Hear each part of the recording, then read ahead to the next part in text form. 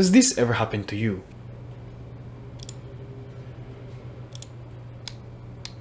Bro, what is going on? It's almost 2000 euros and I haven't even finished my build yet. What am I supposed to do? Hey! Don't you worry. I got you, bro. Hey! Hello, really? You're gonna help me? Oh, thank you very much. Wait, what are you doing in my house? Who are you?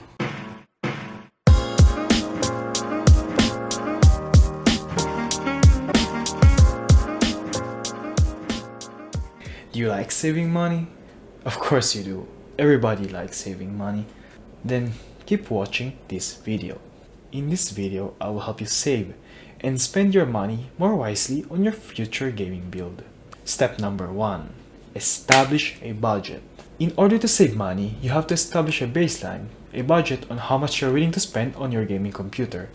Is it 500, 750, 1000, 2000, or even 3000 euros? If you're spending 3000 euros on a gaming computer, why you're even here? Well, of course, anybody, any budget will still want to save some money. So welcome to this video.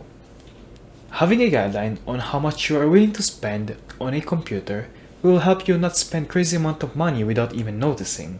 It will help you have an idea on how much expenses you are going to have. Just think about it.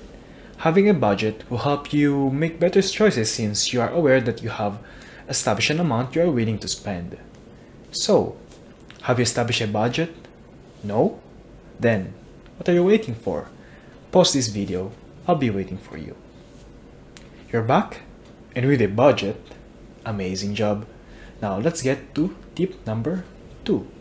Tip number 2. Don't overspend on a CPU. Don't get fooled into thinking you need an 9 series CPU, whether it's from R9 from AMD or i9 from Intel. They are overkill for us gamers. Gaming needs a decent CPU, but not the best CPU. You just need a CPU that is going to push your GPU to its limits or close to it.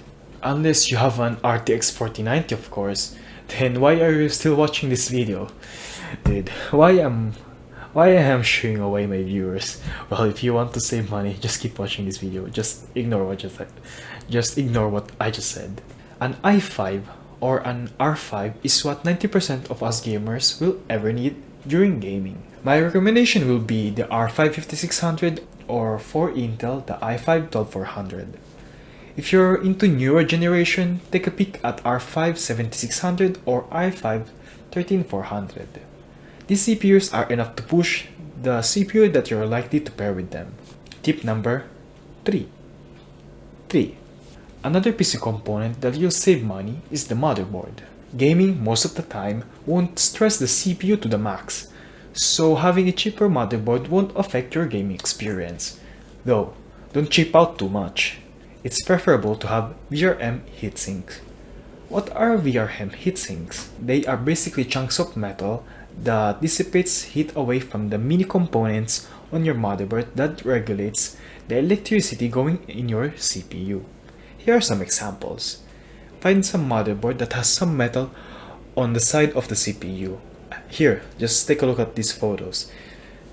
And pretty much they are on the top and on the left side of the CPU. If you find these types of motherboard, they will most likely be good enough for the CPU you're going to use while gaming. Here are my recommendations for the motherboards. For AMD, B550 for older generation CPUs, and B650 for Intel users. And for newer generations, for Intel, B660, and for AMD, B650. Gosh, these names are so confusing. Please take careful research when buying these components to make sure everything is compatible. So, let's get to tip number 4. Don't waste money on RGB. Don't be fooled by all the gaming PCs that has RGB all over the place. I admit that my PC has RGB. Right now they are turned off since they only make light when there's sound coming out of the computer. I think it's pretty neat. But you don't need them. It won't make your PC faster, nor cooler, neither quieter. they're purely just for aesthetics. There are amazing builds that don't have RGB or just a little bit of it. So don't feel like you're missing out if you don't have RGB on your system. Having a better cable management is way better than having a PC that looks like Spider-Man has been living inside of it. So make sure to tidy up your cables when building a PC. That's way more important, at least in my opinion. Tip number 5. Buying cheap cases is okay. Do you ever see those cases from Amazon that is like under 100 euros? Don't just ignore them. There are so many gems between those cheap cases.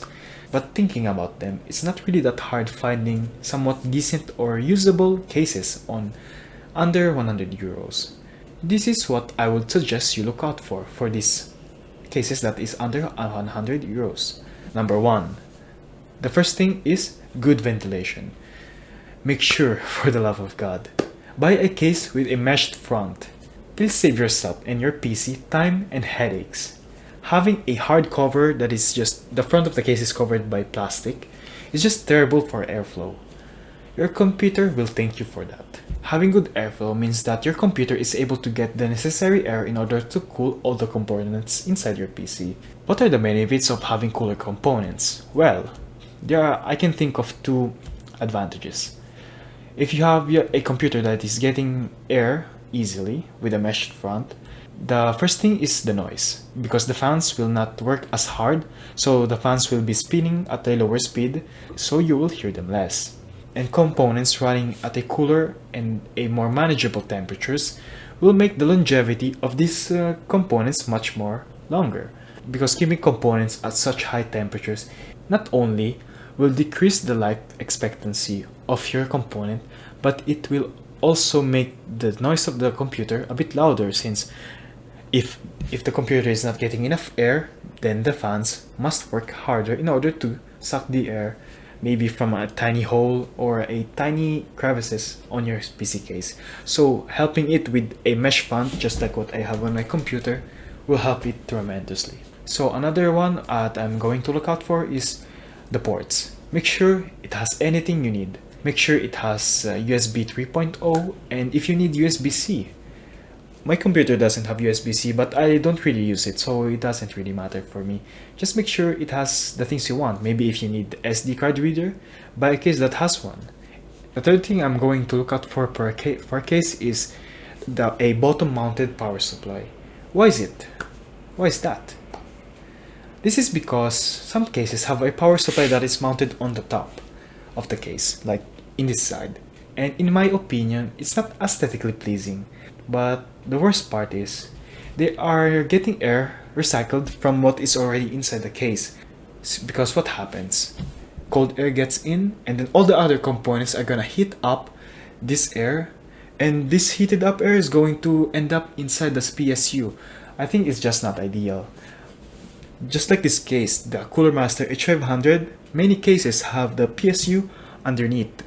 It has its own world. It doesn't need to share air from what's already inside the computer. It gets air from the bottom. It gets cold air, so it's going to be able to cool up all the components much more easily. And the other thing is, make sure it has all the slots for hard disk and SSD you'll need. So if you have 2 hard disks, make sure that this case is capable of housing 2 hard disks. If you have 2 SSD or 3, make sure it has them. Just check on the description on the Amazon pages or wherever you're going to buy these components. The 5th thing is, make sure everything fits, of course. Just if you have established a GPU that is this big, make sure that this GPU fits inside your case. Well, I think that's pretty obvious, but I saw some people on Reddit that have bought a GPU that is really big and it just doesn't fit their case. Take your time to measure things, or just go to the website. It's that easy. And the last thing is a good cable management space behind the case. Because if you have a wide enough gap on the back of the case, it will be easier for you to hide cables and cable manage it. Just like this case, it has like around 2 centimeter wide gap behind, so I'm able to fit the cables, and my computer, in my opinion, this looks better. because of it, because I'm able to hide the cables more easily. I can tidy it up much better. And that's for the case. An honorable mention, a tempered glass side panel. Just like this case, it has a tempered glass, because acrylic is easy to scratch and it just doesn't feel as premium. There are cheap cases that have tempered glass. Just be careful not to drop them because they are pretty fragile. But in my opinion, they are much better than acrylic aesthetically. If you don't really care seeing your components inside, you can buy a closed off metal front side plate. I don't know how you call it. It's okay. Just make sure the front part of the case is meshified, just what I said before. And other than that, let's get to tip number 6. Tip number 6. Don't buy NVMe SSDs. NVMe SSDs are useless for gaming. Having a faster NVMe SSD will not give you more FPS or make your games load way faster compared to a normal SSD. Instead, buy a normal 2.5-inch SSD with DRAM on them. Just like Crucial MX500, I have 2 of them. I have a total of 2TB SSD hard drive that has DRAM. It will benefit you more than an NVMe SSD in terms of gaming. Tip number 7. 16GB of RAM is all you need. Don't buy more than 16GB of VRAM if you're just starting off with your first gaming computer. 95% of the games will be perfectly fine with 16GB. Just make sure you're buying 2 DIMMs or 2 sticks, whatever you want to call it. So 2 times 8GB, 2 8GB sticks totaling 16GB to have an advantage of having dual channel, which boosts FPS just a tiny little bit. It's easy to upgrade the RAM, as you can see, it's right there. You just have to press down some pins and just insert the RAM and close it, and you're up. Pretty much have upgraded it. So if you find a game that requires more than 16GB of RAM, then slap another stick and you have more capacity. But for now, 16GB is perfectly fine. Last but not the least, tip number 8. Don't buy ultra expensive over MSRP custom GPUs. There will only be a tiny difference between a lower tier and a higher tier custom GPU from a manufacturer. Let's make an example. The RTX 3060 Ti, it has an MSRP of $400. There will be models that are priced at $400, $450, $475, and I also see $500 custom models. If it ever comes to this point, just buy the GPU that is closer to the MSRP, since the difference between the 399, the 450, and the 500 will be tiny. You can just overclock the $400 version and you will basically have the same performance. At this point, if you see maybe a 3060 Ti that is priced at $500, then just go on another tier. Go grab a 3070 at this point for the same price. Having a better GPU like the RX 3070 will be much faster than the best 3060 Ti. But this being said, please do your research with this cheaper GPU you're looking at. There are a bunch of videos on YouTube. Just type the model and the manufacturer and you'll see it. Just make sure this graphics card is capable of cooling itself, and just make sure that they don't make so much noise. But GPU manufacturers nowadays has made great GPU design, so I wouldn't worry about that very much. Just make sure you're not buying a blower card, because the blower card, just get an open design GPU that has like 3 fans on it. Just avoid the blower cards. The blower cards are those cards, I will show a photo in here, that just has 1 fan, and they are typically loud and runs normally louder. That is why you don't see any reference card that is made in the past year that has a blower design, because open design is just way better, unless you have a specific situation on which a blower card will be better. But 90% of the computers will be better off with an open graphics card. Thanks for watching the video, everybody. I really had fun making this video, and a different style.